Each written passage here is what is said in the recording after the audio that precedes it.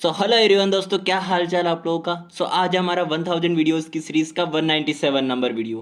Friends, आज जो मैंने क्वेश्चन लिया है लाप्लास ट्रांसफॉर्म का, वो है हमारा कॉस रूट टी अपॉन में रूट टी का आपको लाप्लास ट्रांसफॉर्म निकालना है। फर्स्ट ऑफ ऑल तो हम ऐसे क्वेश्चंस में क्या करेंगे कि आपको इसको फिनिशिंग टच देना है। इट मीन्स आपको इसको सिंप्लीफाई करना है ताकि हम इसको लाप्लास ट्रांसफॉर्म कर सके फाइनली। हम यहाँ पे इसको सिंप्लीफाई करने के लिए यूज में लेने वाले हैं binomial expansion. Binomial expansion of cos x क्या होता है। cos x is equal to 1 minus x square divided by 2 factorial plus x to the power 4 by 4 factorial minus x to the power 6 by 6 factorial plus में x to the power 8 by 8 factorial as it is चलता रहेगा ये। ठीक है, तो यहाँ से मेरे पास में x की वैल्यू क्या है, रूट टी है। ओके, तो रूट टी की वैल्यू को आपको x की जगह पे रिप्लेस कर देना है।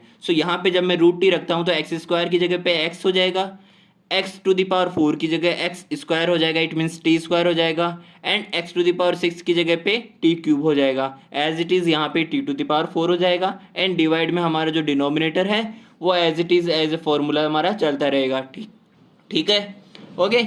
यहाँ पे जब हमारे पास क्वेश्चन में गिवन है कि कोस रूट टी अपॉन में रूट टी का आपको निकालना है, तो यहाँ पे मैंने रूट टी को भी यहीं पे इन्वॉल्व कर लिया है, यानी कि कोस रूट टी अपॉन में रूट टी हमने यहाँ पे ले लिया है। तो जब मैं रूट टी को इस पूरे के अंदर मल्टीप्लाई करूंगा डिनोमिनेटर में, तो यहाँ से मेरे पास आ जाएगा 1 by root T minus T by 2 factorial root T plus T square by 4 factorial root T minus T cube by 6 factorial root T as it is. Okay, तो यहाँ से जब मैं इसको सिंप्लीफाई करने जाऊंगा तो देखिए यहाँ से रूट टी यानी कि यहाँ पे टी की पावर 1 है, डिनोमिनेटर में 1/2 है, 1 माइनस 1/2 मेरे पास 1/2 आ जाएगा। एज इट इज 2 माइनस 1/2 मेरे पास में क्या आएगा, 4 माइनस 1 3/2 आएगा, एंड यहाँ पे 3 इंटू 2 6 माइनस 1 5/2 आएगा। एंड यहाँ से अब हम जब इसका लाप्लास ट्रांसफॉर्म फाइनली करेंगे तो देखिए इन सभी का आपको इंडिविजुअली लाप्लास ट्रांसफॉर्म कैलकुलेट कर लेना है। इंडिविजुअली भी किस तरह से कि आपको जो कांस्टेंट टर्म्स है इनको तो आपको बाहर रख लेना है, एंड जो हमारे पास फंक्शन है इसका लाप्लास ट्रांसफॉर्म आपको कैलकुलेट कर लेना है। देखिए यहाँ पे हमारे पास 1 बाई रूट टी था, तो टी के पावर माइनस 1/2 का हमारे पास में Laplace transform, and then minus 1/2 factorial as a constant बाहर रहेगा, and Laplace transform of T to the power 1/2 plus 1/4 factorial as a constant बाहर, and then Laplace transform of T to the power 3/2 minus 1/6 factorial again as a constant बाहर, and Laplace transform of 5/2 t to the power. Okay, तो देखिए यहाँ से जब आप t की power N का लाप्लास ट्रांसफॉर्म जानते हैं, जो कि हमारे पास होता है N factorial divided by S to the power N plus 1, जिसे हम गामा फंक्शन में कन्वर्ट करके गामा एन प्लस 1 अपॉन में S to the power N plus 1 भी ले सकते हैं।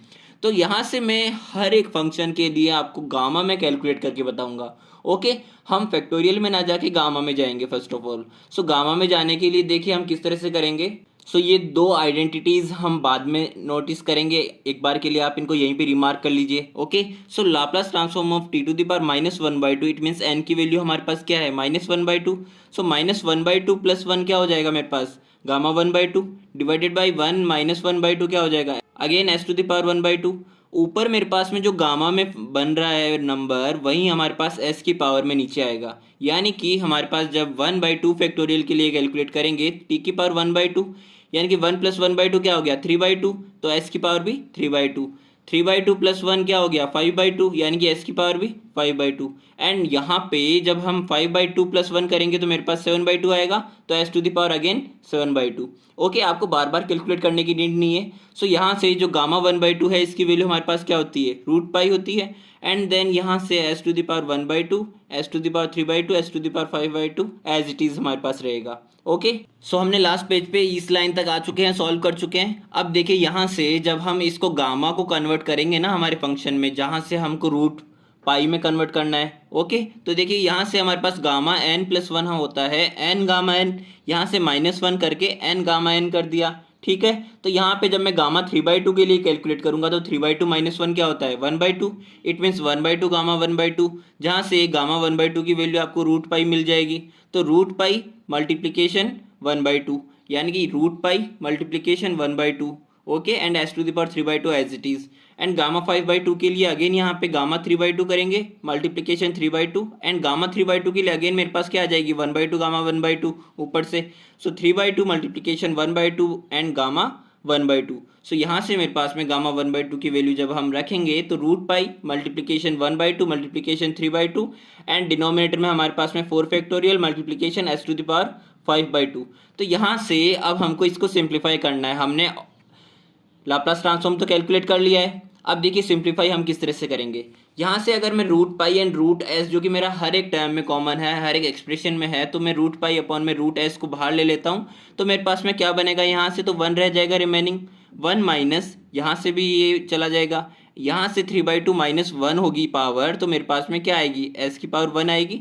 3/2 माइनस 1 क्या आएगा, 2/2, एंड 2/2 मीन्स हो गया 1। सो एस की पावर 1 यहाँ से रिमेनिंग रहेगी। इट मीन्स यहाँ से मेरे पास में 2 इंटू 2 यानी कि 4s है गया रिमेनिंग।